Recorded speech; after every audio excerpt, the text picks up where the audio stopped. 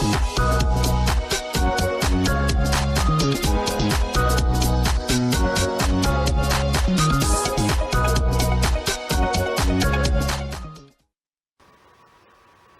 êtes nombreux pour les comptes de votre magazine, votre mission TDBD, tout dire, bien dire, mesdames, messieurs, bonsoir. Le réel plaisir est pour nous, n'est-ce pas, de vous savoir encore une fois de plus, c'est assez nombreux pour les comptes de votre mission qui vous aimait tant.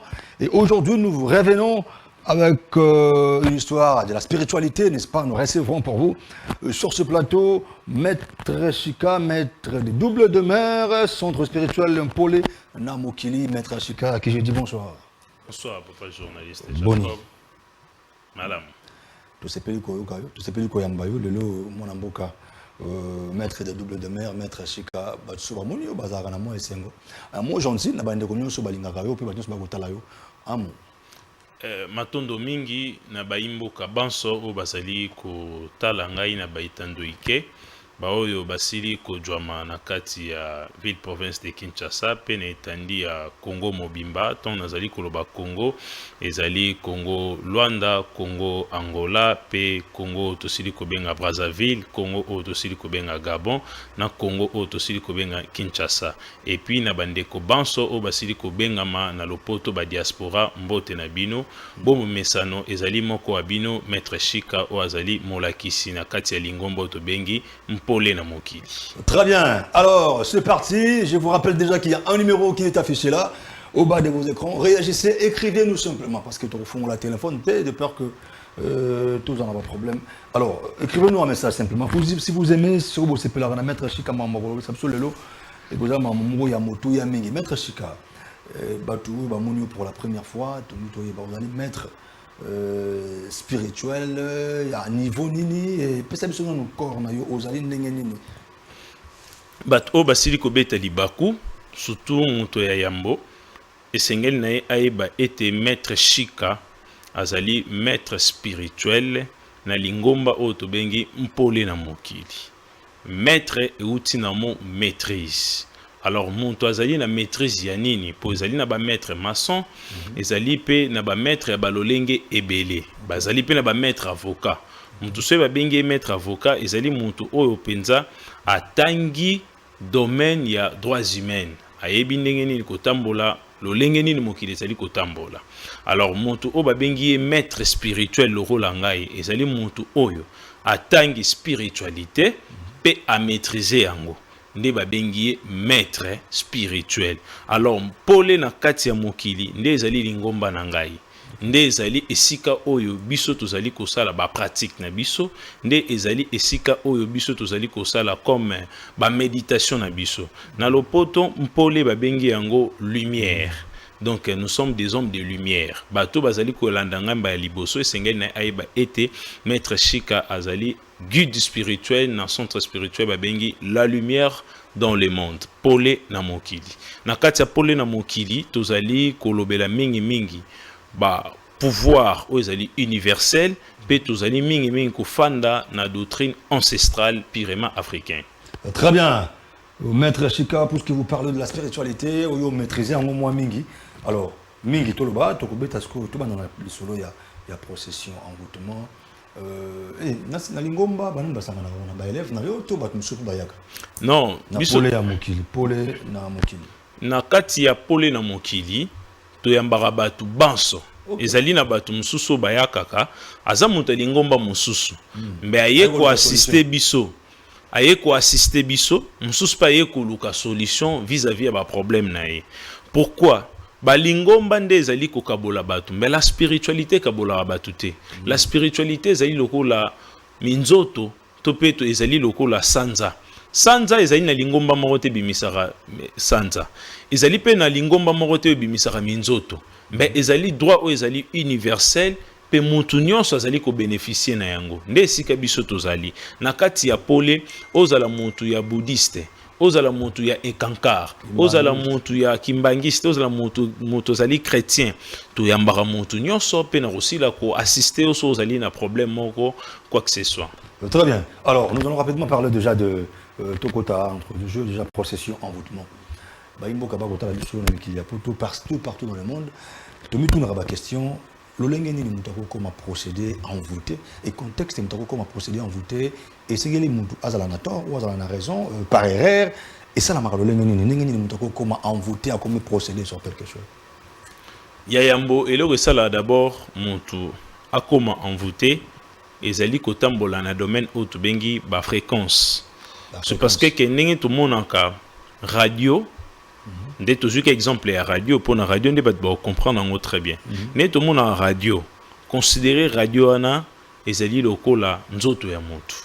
Alors radio ezali na ba numérotation mo ba bengi yango ba fréquence. Ezana tamo bo fréquence ya radio et qui maka ezana tamo bo pe fréquence mo ezalaka normal. Ezali ndenge mo na nzoto ya mutu. Nzoto ya moto azana tamoro a perdre ba fréquence na ye, a vivre na ba fréquence, a vivre na moins fréquence et a vivre na fréquence où ezali haute fréquence. Alors, parmi tous ces temps on a moto azalaka envoûté mingi na ba fréquence. Tant ba fréquence na ye ezali basse pardon. Ezali na moment où moto azali na stress. Tous na ba stress où ezali à joie, tous a na stress mususu ezali à colère. Topé à dépression morobo. Alors à partir de stress ne ça le rappelle que moto azala envoûté. Moto acte où ça la que moto comme envoûté pe lisusu makasi ezali soki moto azali na spiritualité te. Pour ceux qui moto azali blindé dans la spiritualité et comme moi pas si même ba fréquence na yana à perdre yango. Et moto a perdre ba fréquence na ceux qui pe spiritualité na ezali stabilité. Alors, ils sont très important dans mon tout afin de sa spiritualité. La spiritualité, on a nazali kolobela, ils allaient qu'autant la Bible était et bandeliti souka. Ah, ouais, la spiritualité. Oui, on a sa spiritualité. On a nazali histoire. Pour na kati ya Biblia, ozomona bazobeta histoire ya Jacob, nenga zwaki mwasi na Elia, ozomona nde bazobeta. On a sa spiritualité. Alors, spiritualité efani be na kati ya Al-Coran te. Pour mon été que au nom de bazobeta Abraham alingaki kosala boye Mahomet là ils a spiritualité te wana ezali ba histoire o ezali ko pesa mutu nzela comme ba exemple tant ozali ko mona bazobeta histoire ya Oris qui a botamaki et qui a sekui après 3 jours aye à la musili sous El Hazar ou faussement appelé dans la Bible Lazare.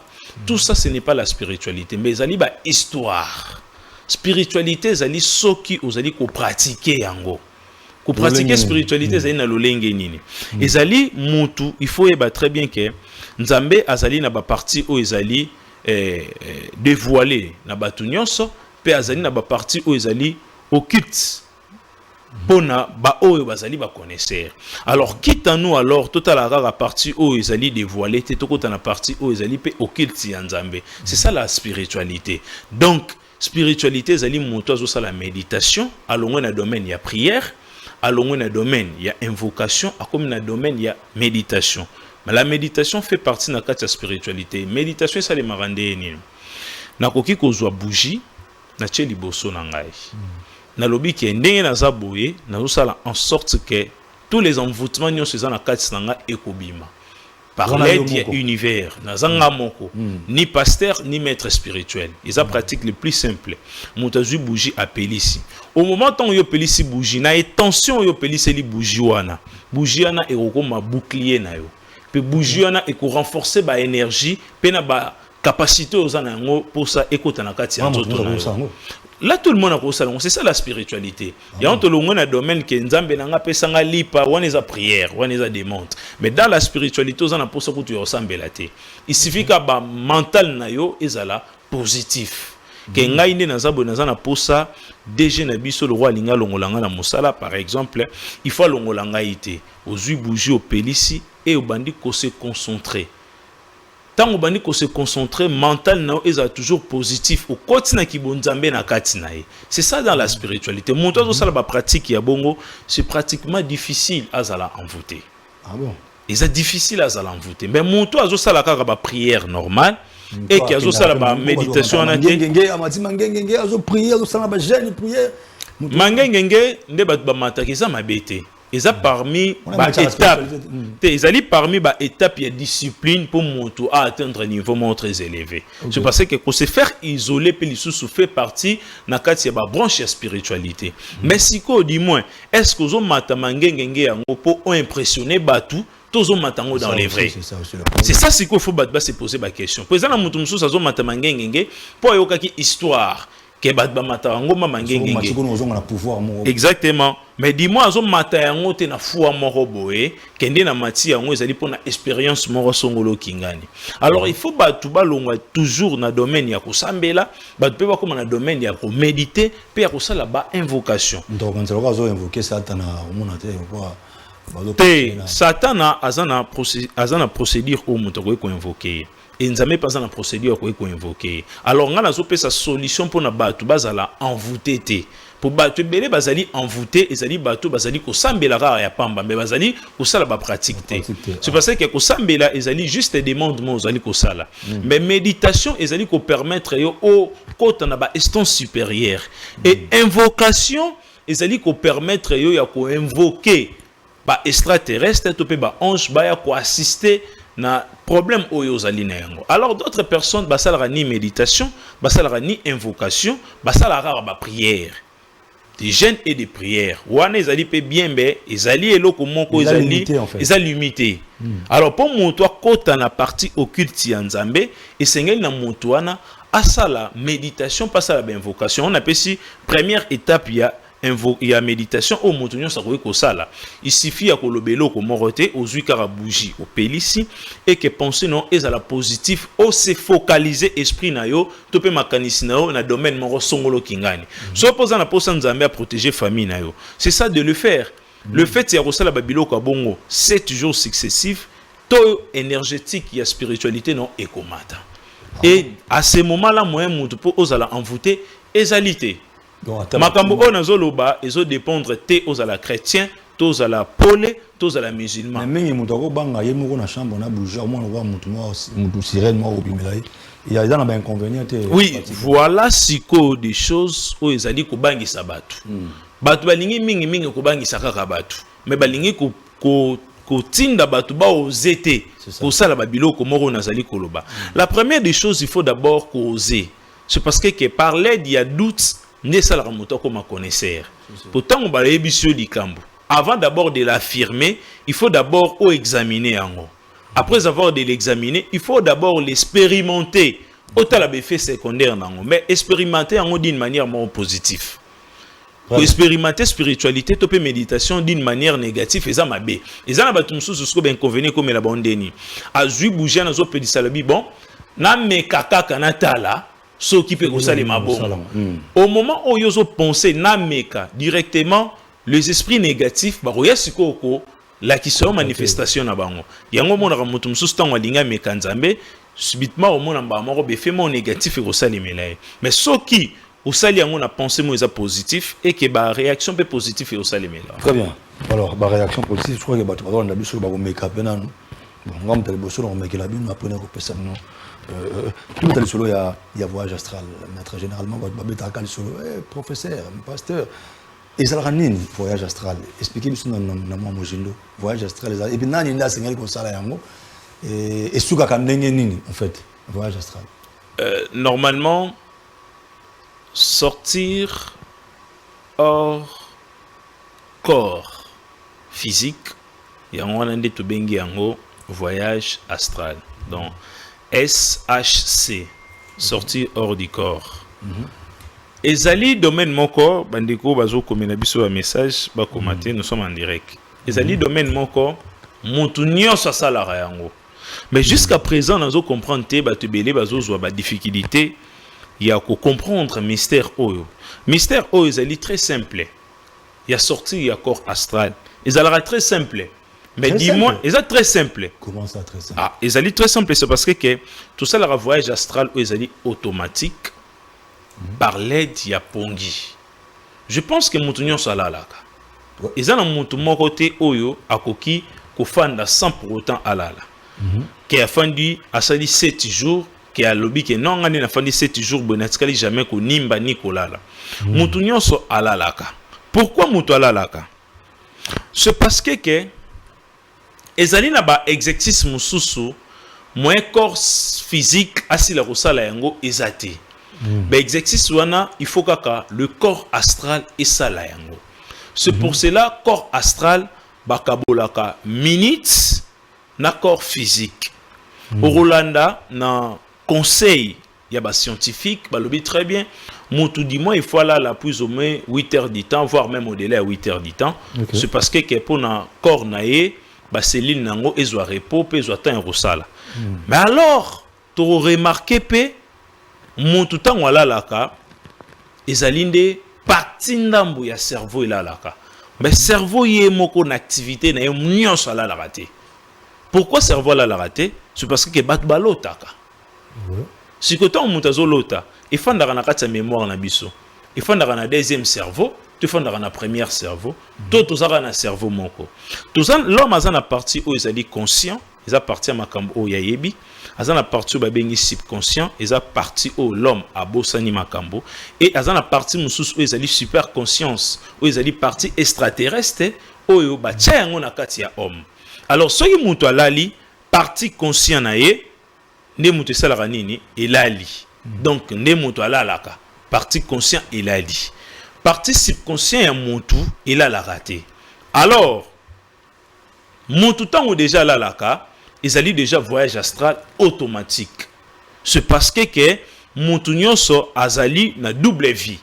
Mutu azali na vie ou à vivre sur le plan physique et mutu azali na vie ou à vivre sur le plan spirituel. Alors vie ou azali spirituel et pasaka kaka na nzela ndoto. Yango no umona bandeko mususu balobaka ke na lalaki pe nazali kolota makambo na loti et se manifester, tu peux réaliser na katia bomo inanga. Mais les gens ne se posent pas de questions. Qu'est-ce qu'il fait que na lota ki ndeko mo akufi, tu peux na loti matanga, na lamuki na tongo, na monike matanga pe koti na quartier, tu peux mutu mo akufi. Cela déjà prouve directement que au moment où l'ange de la mort azoya ko exécuter mission ya rozwa âme ya mutu, corps astral na yo et moni ange de la mort ne azu corps ya mutu ke na yango. Et que sikoyo na partie subconscience na yo etikali. Et tant que l'amour qui peut na conscience na yo directement au monde ndoto c'est nini elio. Ou bandi pour le ba ah na lota ki boye na pressentira ki boye. C'est parce que ezali pe na ba choc mususu moni nzamba za malamu a protéger vraiment batu. Nzamba comprenant que ezana ba choc mususu moyen corps physique et subir rango ezate. Il faut corps astral de subir rango. Ezana mutu mususu akozala soki azotambola il est toujours dans les bons. Mais ce qui a lali, azolota toujours bazo betaye. To azolota bandoto na ezalera toujours na pasi. Elingi kolakisa ke molimo na ye ezo souffrir. Mais souffrance wana esukina sur le plan spirituel, sur le plan astral et comme sur le plan physique. C'est parce que l'homme possède plusieurs corps en lui. Azana ba corps o ezali ebele.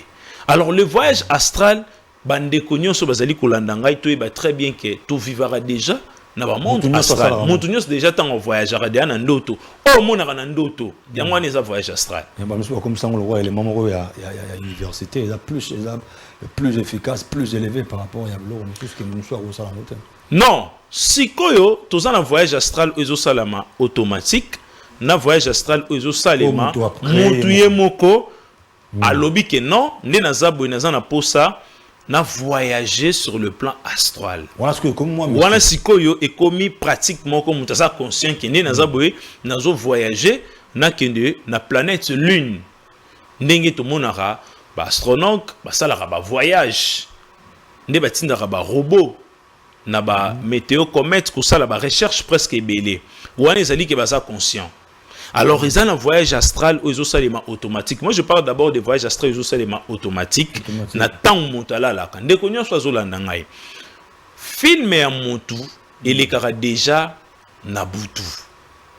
Film et vie à montu, il est déjà au moment où tant yolali. Tant yolali, il y a déjà que film et vie na o yangoana. Et que ceux qui montu zo kokako capter bandoto na yote. Premier échec na o yangoana. Ah bon? Mutu nyonso esengeli na za na facilité ya ko capter bandoto na ye. Bato ba bossa na bandoto ba kangi angote, eza déjà premier échec ya vie. Eza premier échec ya vie ya mutu. C'est parce que ko bossa na ndoto eza mabe, c'est parce que ndoto wana eza yoti. Ndoto wana eza ndeko na yo, ndoto wana eza mama na yo, ndoto wana ndeza ange. Po azali ko lakisa yo. Ba lecteur biblique ba omona très bien que Nzamba lobelaki ba prophète ebele na kati ya Bible na nzela ya ndoto. OK. sikoyo ba interroger ba personnage biblique wana se bande ko mona ndoto ngondeni ange po bimela yo elingi ko mona tika ke omona mapapu moko boye to mutu mon géant no comprendre qu'il y a un ange te ange azalaka na corps exact te wa ko kozwa c'est parce que bazali na énergie to pe bazana ba corps de gloire ya kozwa tous les formes nyonso ange a kozwa même forme ndinti mba yo pesa au message quitte à vous alors de comprendre que ndinzi au message azo pesa ngai elingi ko lakisa nini mutu nyonso o akanga bandoto na été parti échec na yango wana c'est parce que loi ya universalité ya spiritualité lo biboye mutu voir même avant kufa il faut sentir yango pe mutu esengeli ayeba yango oyeba yango à partir ya ndoto pe à partir ya sixième sens oyeba ki ozo kolingo kufa ça déjà facile na monsieur bakufa peu brusque à la ligne tozana ba kasi bato bazokufa brusque eza mutu l'accident et mutu azokufa brusque eza mutu oyo ayebi réalité ya ndoto te po nyonso voir même mutu so lingo kufa eza na bato mususu balota cercueil na ye aloti alobi ke na moni cercueil après quelque temps kufi toza pe na ba expérience ya bato mususu avant kufa abengi bana na ye to abengi bakoko na bango abandi opesa bango message message ane ezali nini ezali makambo ya moni na vision eza makambo ya moni na ndoto nde siko a comprendre yango nde apesi bino vision tomoni bandeko mususu ya balanga nzembo ayembi pe ke nzembo ke na kokufa tomoni pa après quelque temps sali nini akufi bato ebele balobaka ke balanga nzembo bazali batu ya satana bayebaka makambo na bango te connaissance au satan aza nango eza connaissance mo limitée les extraterrestres possèdent plus de connaissances que Satan. Donc, quitte en nous alors, tout ça le rappel effort, il y a causé qu'on comprendre le mystère. Au moni vie à mon tout, réalité n'a pas bandara na boutou. Na boutou tant olali. Donc, tant olali, ils ont déjà corps astral. Et le corps astral là, il faut le maîtriser. Voyage astral ne konanga au salaire déjà au moment où yolali. Mais ce qui c'est comme moutongo ça la voyage astral. Au moment où vous êtes conscient, dans corps physique, vous avez na planète X. Wana siko ezana ba procédure. Na conscience na ye. Oui, oui. Il a défendu ça. Oui, c'est parce que pour na même ko sambele la motu ou azali à distance. Tu utilises accord ni. Tu utilises accord astral. Mais wana bino ne pas maître spirituel. Même des pasteurs, même archibishop, même diacre, même prêtre catholique, ba sala makambo nga na zo sala. C'est parce que posé une question, mon toazan a poto yo mon a été, et là on y nous sali que yo sambeleli a zuizemi. Ils allaient offert déplacer corps na yo, et que comme on en a corps na ye, c'est autre chambre moussous ya spiritualité. Donc ça se fait comme ça. Voyage astral bisognon sur tout ça la rayango. Mais ce qui peut montazali na pour ça la voyage astral individuel pour na ba défense na ye, et ça peut permettre la spiritualité. Parti à ma côté dans parti à ma baie ezali ke ceux qui osent ça la voyage astral sans pour autant ou ba côté ni ozo kende pe planète ni ozo kende c'est parce que la conscience na yo d'abord oui pas ya kolala ya mutu normal parce que la conscience c'est un maître spirituel ou quelqu'un de très spirituel nga salango partie négative na ngoza voyage astral et ça les maranenge mon ga tozomona montaninga longwa awa akende ba Congo topé akende Katanga mutu ava kende Katanga et sengeli na ye a ça la réservation na ye ya billet et ba pesa ye place na ye o ya komata na jour na air nyonso tout ce qui est visible vient dans le monde invisible c'est parce que c'est l'invisibilité nde mutezali ko guider o tozali komona visible pourquoi c'est parce que la lumière a été tirée la katia ténèbres. C'est la prouve directement que mon lili obiso to bangaka. Ne yango nde mutezali mama o epesi biso mpole o tozali komona. Donc ce qui mutalinga ça la voyage astral et sengel na ayeba. Non lo bandoki oyo bayaka kuboma bato. To pe ba sorcier. Ba ça la voyage astral. Ba ça la ande nini. Ndoke roye bisayo par exemple besoin d'un confinement bo to mona na Kinshasa des conflits familial ou ezali ko simba mingi domaine ya ba parcelle. Au mona bana bani bateka lupango et pardon batata mwasi bani bateka lupango to pe ba papa kulutu na lobite ke ba papa kulutu nyoso baza bandoki mais na opesaka exemple donc ba papa kulutu to pe batata mwasi to pe ba papa leki balingi bateka lupango et que bana baboyi ba lui le roi bana baboyi bon moi no aza le plus petit il faut to la kisayo biso to za banani papa Kulutona qu'est-ce qu'il va faire arokende na voyage astral inférieur c'est parce que qu'il y a astral inférieur et astral supérieur astral inférieur arosala ba pratique na ye ba pratique ya astral inférieur rôle nango mingi babimaka bo excusez nga na terme babima mingi na Nice c'est pour cela na doctrine na biso na ba tradition na biso africain eza strictement interdit ya ko maudire mutu ya ko lakisa ye nzoto ya mutu na ndenga sima eza vraiment permis donc soki mutu alakisi yo nzoto na ndenge ya sima s'il faut ko boma il faut boma wana c'est parce que a maudire yo déjà a loki yo alors basalaka ba voyage wana en tournant leur corps au nombre de 3 ou 7 fois a tse kombo na ona se la kisi ya nzoto na ya se ya sima et après mbala moko force wana négatif et oya okota maman na kati na yo pe bomi yo bango siko basala ndeni yabike ngai mese X nazoboma maître Chika pona makambo lupango donc il est conscient na sali voyage na yewana azoye pa ya maître Chika na herbo e po bomaye yango moni kindoki na bango esimbaka pourquoi c'est parce que ba respectaka er na bango na kombo ya mutu alors sur le plan positif pe ngana roloba bon ndenge za boye batata mwasi to pe ba mama leki ba lakaki ngai ke ba roboma ngai ngasiko pe funa sala bouclier en sorte que nyonso bon ba sala ça nini et atteindre ngaité nga pe na sali pratique mais d'une forme zali positif na repelisa bougie na repelisa asan na sala pratique o na moni ressemble ngai très bien c'est parce que ezali na ba domaine mususu o ezaba ndoki ba yoka na bango prière té c'est parce que les gens ne se posent pas des questions pourquoi non semble la mingi mais makambo na ngezo simbate c'est parce que langue o yozo loba ndoki azo yoka ngote za ne fêté atobeleli kombo ya nani aroyoka yango te c'est parce que langue azo attaquer yo ba démon ba yokaka langage universel ne ba respectera yango et langage universel ezali au moment où yo lobi te mais esprit na yo ndezoloba na ba langage moko ezali extraterrestre esprit zoloba na concentration liboso a bouger na concentration yo ezali ko sala c'est parce que dis-moi ezala ba phénomène et ça les milabatu la nature nous enseigne déjà Ori Saloba ki yango depuis la nuit des temps Ori Saloba est très bien bozo mona te que nature eza ko enseigner bino mutu tango alalaka na ndoto aloba langue nini ya loba na kati ndoto un problème to se poser ba question na ba ndoto ezalaka to lota mais langue battement bobazo loba yozo yoka yango te mais ozo comprendre mambo bazo loba c'est ça langage universel nzambe atango na kati colonne vertébrale ya mutu mutu nyonso ça un langage universel alors cet langage universel ndezalaka très puissant voire même ezali ba langage oyo bandeko na biso ba soumiwe basalelaka c'est parce que les soumiwe azoloba te azoyoka te azo vivre juste na basine ndezali siko méditation première méditation bo basala repa nzambe yango wana donc il est très important na biso bandeko nyonso bazolanda ngai basala ba pratique basala ba méditation et que basala pe ba voyage astral o ezali conscient que nazo kende pona kende ko défendre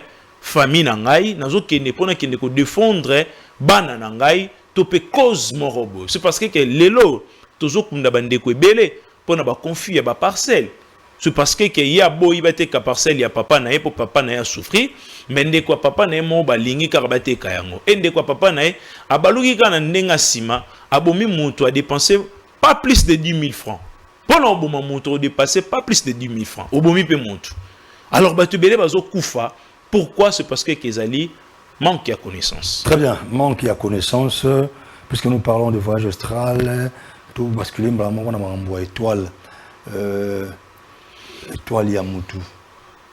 Comment vous reconnaissez facilement que Yamutu a une étoile Yamakasi et puis généralement, je dis, ah bah il y a une étoile, moi tu as quand est-ce que il y a une étoile il faut la protéger, il n'a pongi, babou qui l'a eu, on a tort, on a raison, et ce qui va y bien, comme toi ça, on a y bien, ça on a Premièrement, il y a question il y a malamu na sepeli na ngomingi question otuni na koloba pe boye ezali na zandu moko te okende bazoteka mami chopo ya motu ezalaka te linzaka ya motu na yebi te beza na zandu moko te okende bakuta biso tozoteka manzaka ya motu to pe crâne ya motu ezalaka te.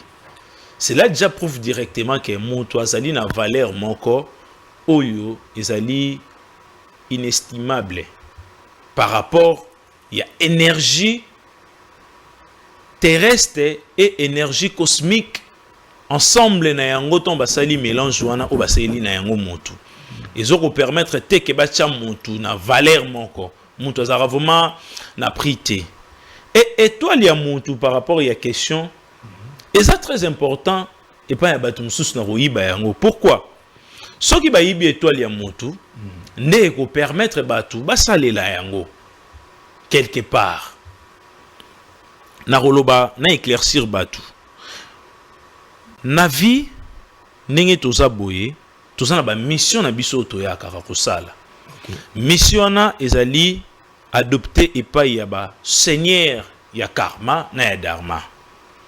Le seigneur du karma et ya dharma na ba religion bobengi bango ba 24 vieillards to pe ba vieillard ya temps bango ne mutu oui bango ne mutu ba pesaka batu livre de la vie ndengo telemi boye ndenga na telemi liboso na naza na livre na ngai ya bomoi o ba pesaki ngai livre to bengaka buku ya bomoi ezali mutu nyonso azali na buku na ye na buku wana eza na malamu oyo komona pe ezali na mabe oyo kosala nini okomona e na katikati ezali na libre arbitre babengi les imprévus oyo yo moko kosala na kati ya bomoi na yo.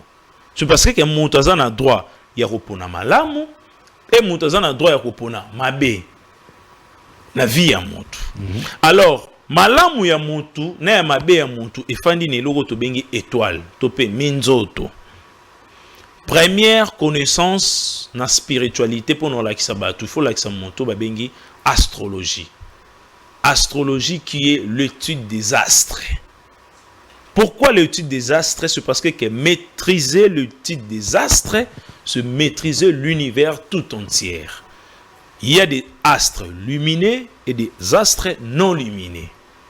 Alors, nous les êtres humains, nous vivons ensemble avec des astres lumineux.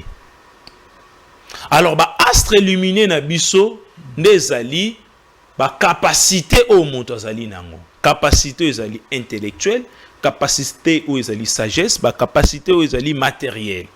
Ezala mutu mususu na vie na ye esengelaki na ye azala riche.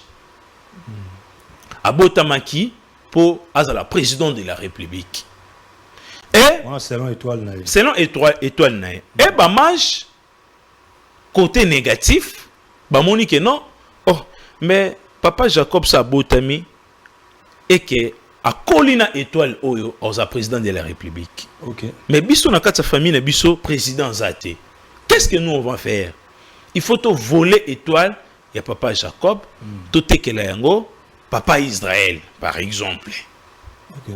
Au moment où yo tango botami directement ba botoli étoile non. Ce que ça na étoile mususu ba botola na kati ya libumu. Eza na étoile mususu ba botola tango mwana botami depuis premier jour jusqu'à ce qu'il y a 7e jour. Et ça peut une étoile mususu baboto la mutu depuis première naissance na premier jour jusqu'à ce qu'il a attendre 10 ans. Ils ont la période où étoile la montée là qui sera mingi na batan wana. Très bien. Moi na déjà tant azali na mokie ba parents bazana capacité to pe ba voyer bazana capacité oyeba ke moi no arozala joueur. Moi no arozala combattant. Moi, je suis ministre. C'est parce qu'il y a des signes. Là qui savent très bien que Moutou Oyazali sont le Kingani. On a besoin de boire. Te Moutou Nyo Soye Barata Yondo Zabo Sozana moi nous avons la capacité de détecter que moi Nangande Azabo Rosa la Moutou X. Donc on est à la maître spiritualité. Pourquoi? Nzambe tant asali Moutou tant Moutaza bébé Moutou tant a pemara tu remarques a pemara na monter mate bébé. Bato Nyo Soye na bébé batala. Bébé pemara awa bomona awa ezo beta eza au moment où étoile neza vide que mutu nyonso relire avenir na ye et sikoyo tango ba koyiba étoile na yo importance yo yiba étoile la mutu eza nini pour dévier d'abord sa mission. OK. Dévier d'abord sa mission et puis ko empêcher ye asala et loko esengela ki te pona vie na ye. Alors tant déjà mutu ba empêcher yo osala et loko esengela te na vie na yo, elingi kolakisa ke ozo vivre vie na yo te. Surtout biso ba africain, to vivra ba vie na biso te. La plupart au moins mutu mso zo vivre étoile na ye etikala na Madagascar. Étoile na ye bateka yango msusu na Kenya. Pour étoile ya montu to ko longola yango a to teki on même na ba temple. C'est parce qu'il y a des temples où évolue la étoile ya batu. Donc pour vraiment expliquer ba te belé ba centre le rôle là-bas maçonnique. Bazali wana baza ba espère ya ko acheter ba étoile ya batu. OK. Donc ba ko tala montu par rapport à influence aux opesa ba ye ba pesi mbongo pour mutu nyosa lingara mbongo ba pesi ba grade ba pesi DG quelque part ou bien AG pour bango ba bénéficier na savoir étoile na yo et ya na centrale énergétique na bango pour kende ko distribuer na bato ba rozana posa ba besoin pour étoile par exemple ya maître Chika na expliquer ka ya papa Jacob te étoile ya maître Chika ba roko zo yango ba teki yango et pas même ya 500 personnes. Étoile kaka ya montu moko eza makasi ba rote ka yango et pas ya 500 personnes. OK. Donc étoile a monté sa bongo. Donc yango ano moni il faut que ça la vraiment bokebi mingi na bana na biso tozali kobota. Pour moi na ntongo tozali kobota yo nde mutozali kobatela étoile na ye. Et soki yo otiki bana na yo baboto la étoile na bango et que bana ba vivre vie oyo o linga ki te pona bango. Président na batu mususu omona moi na zalaki na bien. Mais moi na koli ameli babiloko makasi, moi na meli bombe et moi na baby. C'est parce que moi na baboto la qui est déjà étoile, yo papa zala qui en était pour nous veiller pour na mona na yo. Alors pour nous veiller pour étoile ya bana, ezali ka ko sala conscient na existence na bango et de faire des pratiques ko sukola bana na miku wa mikomboso ezali ba pratiquement très important pour na robattre l'étoile la bana. Mais lelo soko le bosukola mwana muku wa mikomboso ba bengi yo muta misala mabe. Très bien maître Chika, maître de double demeure. Alors moi je me requais que tu as sur le pays à l'ingoma na yo kambaka, ni bat bayeba to tika la minute moké bayeba oui ko sala nini ba ça donne docteur abinabi qui sera malaria typhoïde mbasu nabi qui sera kosu alors maître Chika dans le processus ko bi qui ça ya ko simba nini pour batba Holanda puis ko répéter adresse na souka puis ko pesa sous na contact ba non na misala oyo ko simba pour me dire ko simba boy marambo lo biawa ba doit comprendre que oui il avait raison. Maître Chika azali généraliste dans tous les cas spirituels. Tous les cas spirituels. Atali boma. Nabi bien tout. Donc Nazali généraliste. Et Maître Chika a maîtrisé un domaine presque ébélé dans la spiritualité. Il y a Kubi qui s'abattu, il y a transmettre batu étoile, il y a ça l'exorcisme, puis il y a faire augmenter la capacité intérieure aux ali na kati ya montu na ba capacité aux ali extérieure. Et montu nyonso o azali na posa ya assistance ya kana spirituel, il a qui a passé dans notre centre spirituel au ezali 6 avenue Itaga numéro 146 dans la commune de Kinshasa. Juste car référence ezali Prince ya Willery, dès que vous êtes là, ezali na alimentation mo ezali déjà connu. Donc, ceux qui ont une ville de province de Kinshasa, vous pouvez passer par là. Mais toutefois, avant où il n'y a pas à mettre Chika, il faut rebenga. Réservation, ça les mara 24 heures avant. Pour exemple, la déjà na coûté na bangotro et que chose na calendrier oyambate na oyambayote. Peut-être au monde en oza mabembe avant koya il faut kobenga. Et batu oyo bazali libanda. Nazali pe na ba procédure mosusu na sala kapo na bango. Peut-être a komelingai na ko répondre ou peut-être à bengengai et nazali na lolenge na assistara batu. Dans la spiritualité, il n'y a pas de frontières. C'est parce que batu msusu ba se poser la question, nga nazali musika okosunga nga indengeni. Alors, kutana na ndenge ya musika na kosunga yo, c'est parce que kebiso nyos tozali kala na kati ya planète moko. Aozwa résultat ezali exact, c'est parce que plus nazali pe na ba adepte belende libanda ke awa na ville province de Kinshasa. Donc il kola qui s'appelle que et Seigneur Nabiso bato tuza libanda to ba que dans la spiritualité il n'y a pas l'impossibilité. Il y a seulement l'impossibilité de votre imagination.